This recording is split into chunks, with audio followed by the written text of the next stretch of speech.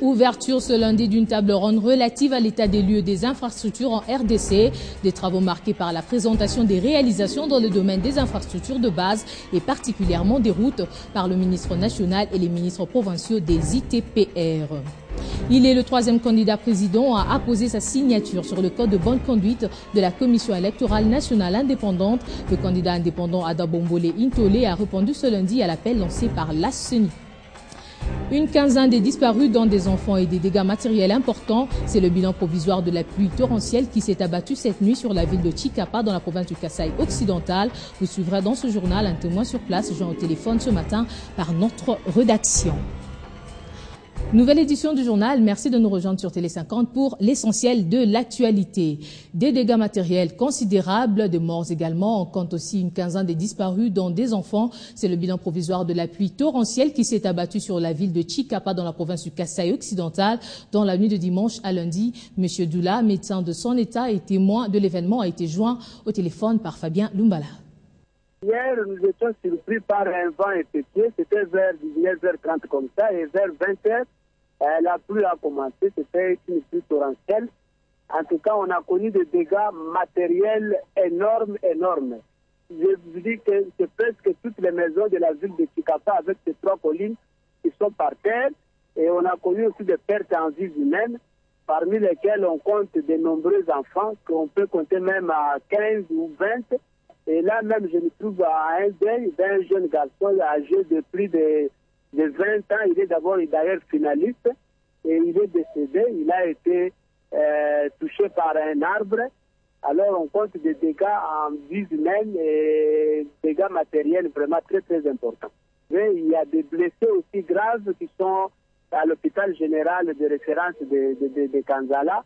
Et on a aussi retrouvé quelques corps, mais surtout les décès qui sont éparpillés partout dans la ville de Chikapa. En tout cas, jusqu'à les autorités de la ville n'ont pas encore réagi. On a appris qu'au niveau de l'hôpital général, il y avait une action humanitaire qui s'est préparée.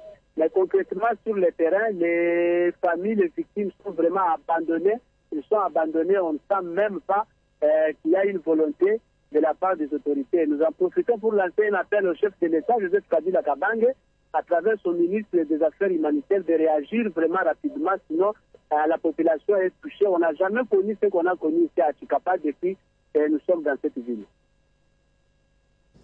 Analyse de la viabilité de la dette de la République démocratique du Congo. C'est le thème retenu au cours des travaux de formation organisés par le ministère des Finances et la Direction générale de la dette publique.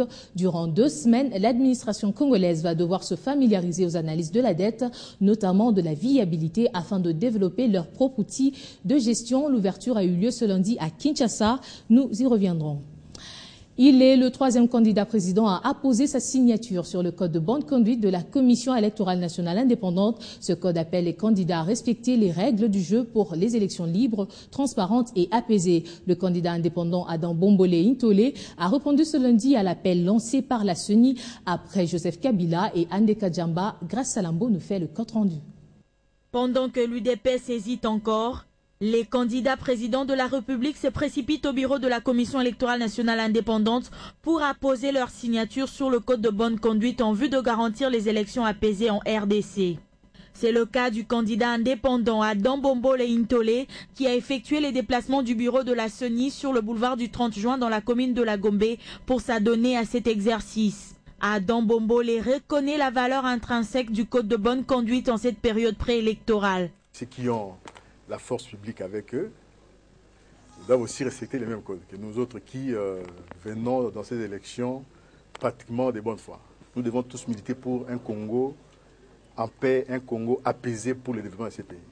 Joseph Kabila, Jean Andeka et Adam Bombolé s'engagent pour les élections libres et apaisées par la signature du code de bonne conduite. À quelques jours du début de la campagne électorale, les candidats présidents de la République devraient répondre à l'appel de la CENI pour signer le code de bonne conduite afin de démontrer leur attachement aux valeurs démocratiques. Ces mettre à l'écart est une preuve de manque de volonté de voir le processus électoral connaître un atterrissage en douceur. L'opposition congolaise, toujours dans le tourment de se trouver un candidat unique. Après les tractations politiques menées à l'étranger, les pro-Tshisekedi se disent soutenus par l'Occident dans cette course à la présidentielle prochaine. C'est en substance la déclaration faite par Roger Lumbala, président du CET, soutien à Étienne Tshisekedi, sur le plateau de JMK Today. Je vous propose de suivre cette réflexion de Guy Chungu, rendue par Eric Lukoki.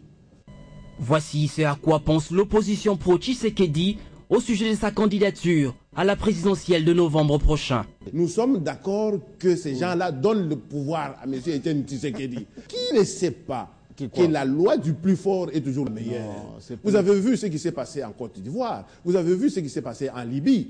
Nous sommes aussi d'accord que ces gens-là donnent le pouvoir à Tshisekedi et une autre partie du pouvoir nous sera donnée ici par le peuple congolais. Des propos qui n'accordent aucune importance à la population congolaise qui sera très bientôt devant les urnes. Si Roger Lumbala résume la victoire de Tshisekedi par des tractations politiques à l'étranger, qu'en pense alors le peuple qui détient le pouvoir? C'est inadmissible. L'étranger ne peut pas imposer un chef d'État dans un pays. C'est inadmissible. Que signifie la souveraineté si un candidat peut venir de l'étranger? C'est impossible. Pour ce qui concerne la RDC, les Congolais sont suffisamment mûrs pour choisir un bon dirigeant. Nous ne devons plus continuer à penser Occident. Nous devons continuer à penser nous. C'est nous qui allons élire. Vous comprenez? L'Occident, c'est peut-être nous qui lui donnons le pouvoir parce que nous pensons plus à eux. Mais si nous pensons plus à notre pays, nous décidons nous-mêmes à faire les élections, vous allez remarquer que l'Occident ne fera rien. Comment imaginer une victoire de l'opposition qui jusqu'ici n'arrive pas à se liguer autour d'une candidature commune? 4 candidats d'une même famille pour un seul fauteuil présidentiel, cela ne pourra aboutir qu'à un dissentiment. Qui d'entre Kengo, Tshisekedi, Kamere et Adam Bombole pourra désister en faveur de l'autre? Difficile à imaginer pour l'instant. Peut-on espérer dans un avenir proche ces prétendants qui se réclament de l'alternance converger vers de mêmes idéaux? Est-ce pour des intérêts personnels que l'opposition se chicane le pouvoir? Combien de temps doivent attendre encore ces milliers de militants qui se trouvent dispersés ici et là?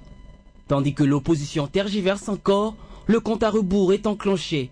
Plus que 11 jours avant le début de la campagne sur toute l'étendue de la RDC. Une chose est sûre, le rendez-vous est pris pour le 28 novembre 2011 et seuls les Congolais pourront enfin décider du sort de la majorité et de l'opposition. La Cour suprême de justice vient de donner raison à Anatole Matusila Malungeni, étant le seul président général de l'Abaco. Par contre, François Kimasi Bassaoula, sa requête a été jugée irrécevable par la Cour pour défaut de qualité. Le président général de l'Abaco, Antoine Matusila, l'a fait savoir à la presse. Suivez. La Cour suprême de justice vient de trancher le conflit qui opposait l'Alliance des bâtisseurs du Congo Abaco, El Kimasi à l'El Matusila. Le ministère public a déclaré la requête introduite par François Kimasi irrecevable pour défaut de qualité. Par ailleurs, la Cour suprême de justice a déclaré recevable la requête d'Anatole Matusila qui s'est adressée à la presse pour la circonstance. L'Abaco veut saluer l'impartialité du jugement rendu par les hauts magistrats. Dans cette affaire, la Cour suprême de justice a dit le droit et rien que le droit. La Cour a dit que ma requête était fondée et recevable et par conséquent, la CENI ne devait tenir compte que des listes signées par membres de ces personnes. Occasion pour le président général de l'Abaco de rappeler les militants de l'autre camp à se joindre à eux pour préparer les prochaines échéances électorales. Nous demandons à tous les militants de se serrer le coude pour qu'un seul homme, de se mettre debout, parce que pour revaloriser tout ce que nos Bambous ont fait, l'Abaco actuel est la continuation de la pensée de Joseph Kasavubu. Tout le monde sait qu'il y a de solides références dans ces pays. Il a tenu ces pays de main de fer, il a gardé son unité, il a gardé la bonne gouvernance et nous sommes sur ces traces de Joseph Kasavubu. Finir l'impunité, finir la gabegie financière, pour que le pays se relève, nous devons nous mettre debout et prendre en main notre destin. Après les accusations portées à l'endroit de Jean-Pierre Liaou dans la presse, accusations selon lesquelles il ne serait pas fils du défunt professeur Marcel Liaou, nos reporters sont descendus dans la résidence familiale, question de découvrir la véracité des faits. Crispin Kivassou. Après l'accusation portée contre Jean-Pierre Liaou dans les médias, qui ne serait pas fils du professeur Marcel Liaou, nos reporters sont descendus sur terrain pour recueillir des informations. Sur place, la vérité éclate. Jean-Pierre Liaou a refusé de réagir. il s'est dit être victime d'une machination. C'est là, dans le but de pouvoir le discréditer sur le plan politique, et prévoit de pouvoir rester en justice pour qu'il puisse se retrouver dans ses droits.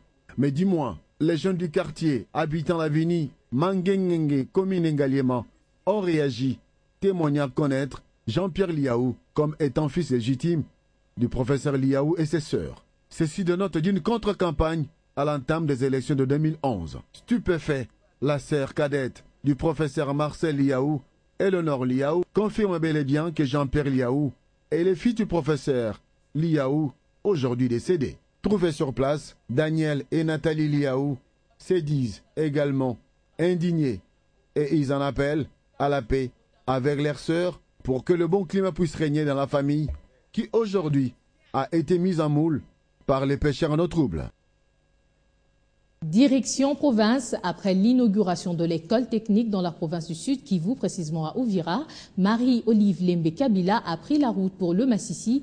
Objectif, remise des kits scolaires, mais également communier avec la population. Des précisions dans cet élément de Jolie Dioka. En route pour Massissi, la première dame Marie-Olive Lembe Kabila a visité quelques écoles, notamment l'école primaire Ndinga dans le village de Hiambwe qui a bénéficié des kits scolaires. Ici, les élèves étudient à même le sol et certains sur le banc sans pupitre. Marie-Olive Lembe Kabila promet l'amélioration dans les prochains jours.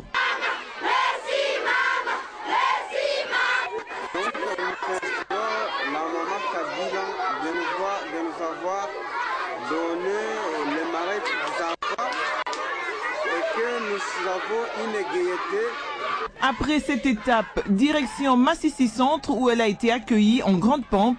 Une foule compacte des femmes, des enfants, des vieux et jeunes scandant des chants à son honneur était bien présente et d'autres perchés sur les arbres et les toits étaient attentifs à son discours.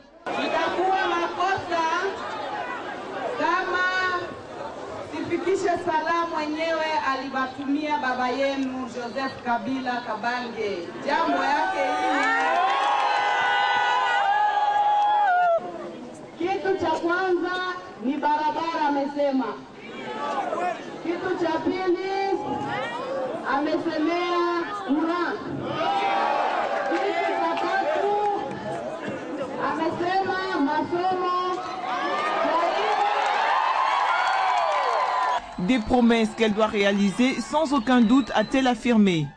Soucieuse d'un avenir radieux pour la République démocratique du Congo, l'épouse du chef de l'État a appelé toute la population à la vigilance et à lutter pour que la paix soit effective dans toute la province du Nord Kivu, une parmi celles encore fragiles. Avant de poursuivre son chemin, Marie-Olive Lembe Kabila a conféré avec les représentants de plusieurs associations du territoire. Dans la limite de ses moyens, l'épouse du chef de l'État